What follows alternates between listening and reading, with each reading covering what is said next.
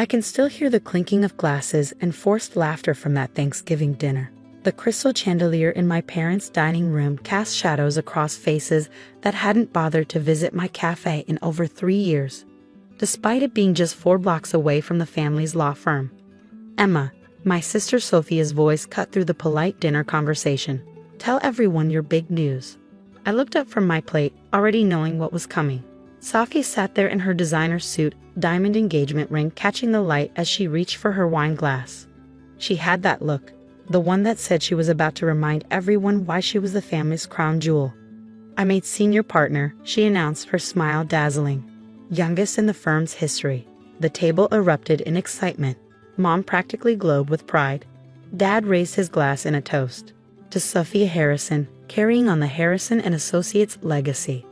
I took a small sip of my wine, thinking about the stack of contracts waiting on my desk at home. But of course, nobody here knew about those. To them, I was just the family disappointment who played cafe owner instead of joining the prestigious family law firm. And what about you, Emma? Aunt Patricia turned to me with that familiar mix of pity and condescension. Still running that little coffee shop? The Wild Vine Cafe, I corrected her quietly. Yes, I am. Still serving coffee. Sophia laughed, sharing a knowing look with our cousin Diana. You know there's always a place for you at the firm if you want a real career. I stirred my mashed potatoes, remembering the meeting I had that morning with one of the city's biggest real estate developers. The contract I'd signed was worth more than Sophia's entire year's salary. But they didn't need to know that. Not yet. The cafe does well enough, I said mildly. Well enough to pay rent, I hope. Mom chimed in, concern etched on her face. That downtown location must be expensive. I almost smiled. If they only knew I owned the entire building, and the one next to it, and most of that block. I manage, I replied. Sophia launched into a story about her latest big case, some corporate merger worth millions. Our parents hung on every word, just like they had since we were kids. Sophia, the straightest student who followed the perfect path. Elite law school, prestigious clerkship, then straight into the family firm. And me? I was the rebel who chose culinary school over law school, who used my trust fund to buy a rundown cafe instead of a luxury condo. I just wrapped up the Anderson acquisition, Sophia was saying. You should have seen their legal team scrambling when I found the loophole in their contract. Mr. Chen was so impressed, he's bringing all of his business to our firm now. I kept my face carefully neutral at the mention of James Chen. If Sophia only knew who really controlled most of his real estate holdings. I just don't understand, Mom said later, cornering me in the kitchen as I helped with dishes. You're smart, Emma. You could have had everything Sophia has. Why waste your life serving coffee? I dried a crystal wine glass, thinking about my morning schedule for tomorrow. Not everyone wants to be a lawyer, Mom. But you're capable of so much more. She lowered her voice. Look at your sister, designer clothes, luxury car, that gorgeous penthouse apartment. Don't you want that kind of success?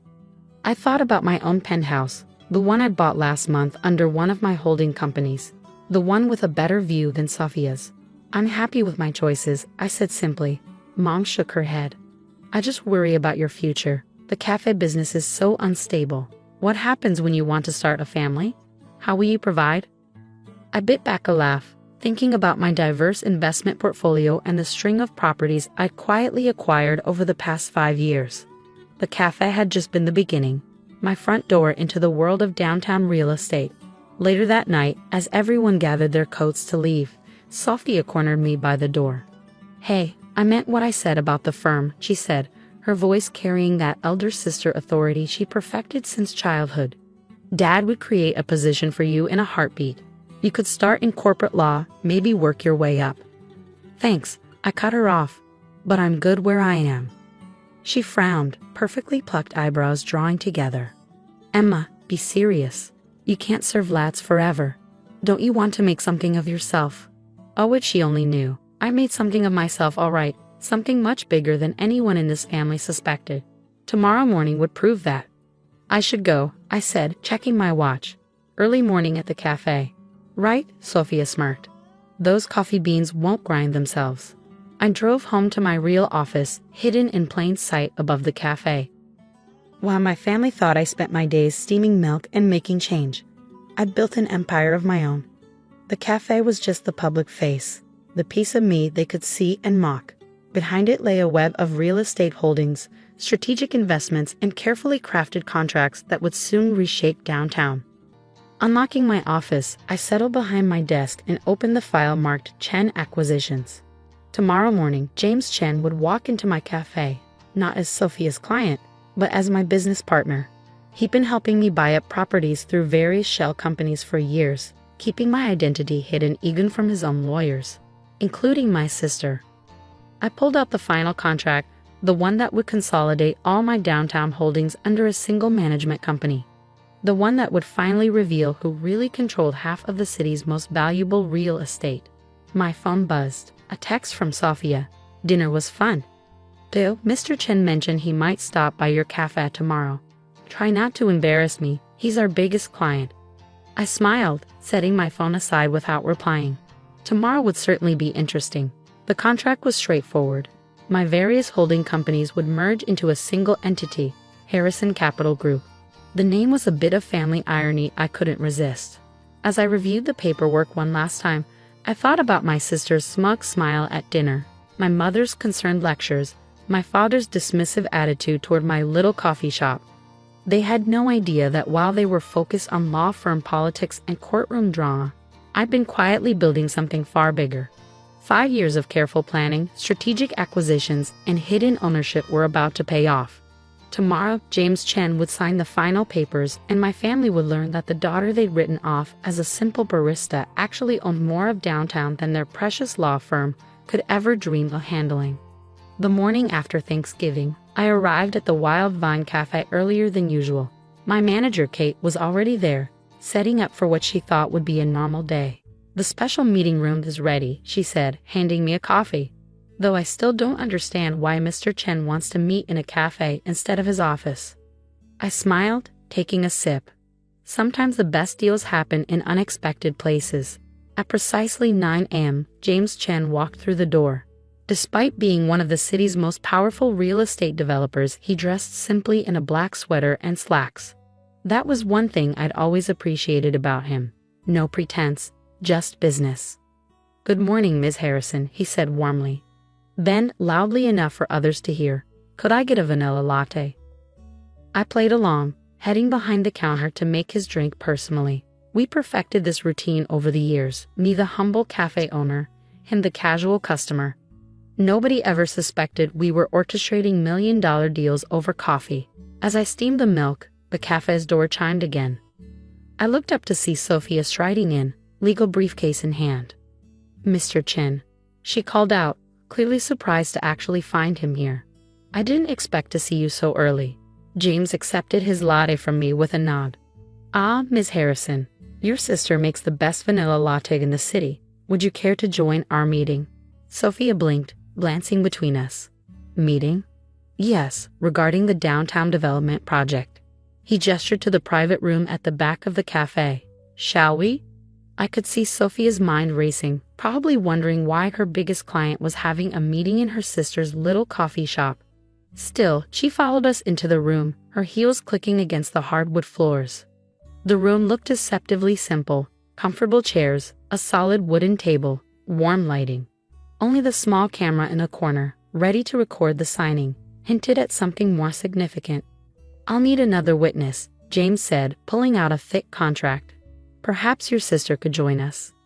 Sophia's perfect composure slipped slightly. "Emma?"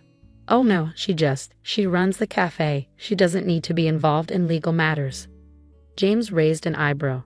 "On the contrary, she's quite essential to this meeting." I sat down at the head of the table, enjoying the growing confusion on my sister's face. "Actually, Sophia, you're the one who doesn't need to be here. But since you are, you might as well witness something interesting." The door opened again, and my father walked in, followed by 2 other partners from Harrison and Associates. They must have been meeting nearby and seen Sophia enter. "What's going on here?"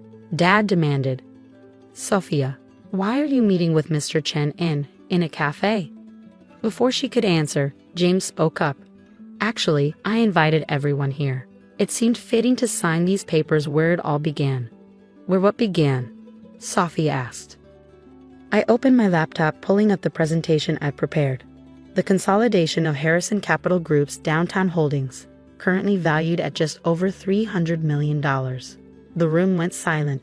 Dad's face paled as he looked at the screen, which showed a map of downtown with highlighted properties, blocks and blocks of prime real estate. Harrison Capital Group, he whispered. My company, I said calmly. Though you might know some of its subsidiaries, Wildvine Properties, Azure Development, Crown Point Investments. Sophia practically fell into her chair. Those are all the properties we've been handling contracts for. The ones owned by Mr. Chen's investment groups. Not exactly, James corrected her. Those properties belong to your sister. I've merely been helping her acquire them quietly over the years. That's impossible, Dad sputtered. Emma runs a cafe. She couldn't possibly. I pulled out my own copy of the contract. The cafe was just the beginning. When I bought this building 6 years ago, I saw an opportunity. Downtown was undervalued, fragmented. Nobody realized how much potential was being wasted.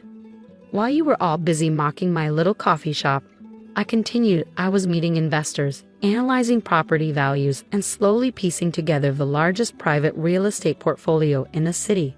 Sophie grabbed the contract, her legal training kicking in as she scanned the documents. Her face went from skeptical to shocked to something close to awe. This is worth hundreds of millions, she whispered. You own half of downtown. More than half, actually, James added. Your sister has quite a talent for seeing value where others don't. Rather like buying a rundown cafe and turning it into the cornerstone of an empire. Dad sank into a chair, his face ashen. Why didn't you tell us? Would you have believed me? I asked quietly. You were also convinced I was wasting my potential. It was easier to let you think that while I built something on my own terms. But you serve coffee, Sophie stammered. You wear an apron. You? I wear many things, I cut her off. Sometimes an apron, sometimes a business suit. The difference is, I never needed everyone to see the suit to know my own worth. James pulled out his pen. Shall we make it official? I signed first, my signature bold and clear. James followed, then dated his signature with a flourish. Just like that, Harrison Capital Group became the largest consolidated private real estate holder in the city. Congratulations, James said, shaking my hand. Though I must say, I'll miss our early morning investment meetings disguised as coffee runs. The cafe's still here, I smiled. Though I might need to expand given how many lawyers might suddenly develop a taste for our lats. Later that evening, after the shock had worn off and the family had retreated to process this new reality, I sat in my office above the cafe. The city lights twinkled beyond my window, my city in many ways. My phone buzzed with a text from Mom. Can we talk? Over coffee, maybe? I looked down at my cafe, still bustling with evening customers. The place where everyone thought I was just scraping by, when in reality, I was building an empire one cup at a time. Sure, I texted back. I know a great little place downtown. I hear the owner's doing pretty well for herself. Sometimes success doesn't look like what others expect. Sometimes it wears an apron and serves coffee while quietly buying up the building next door. And sometimes the best revenge isn't proving others wrong. It's proving yourself right. I closed my laptop and headed downstairs. Tomorrow the newspapers would announce Harrison Capital Group's consolidation, and everyone would know the truth. But tonight, I had a cafe to run. After all, that's where the best deals happen, over a perfectly made cup of coffee, served by someone who knows exactly what they're worth.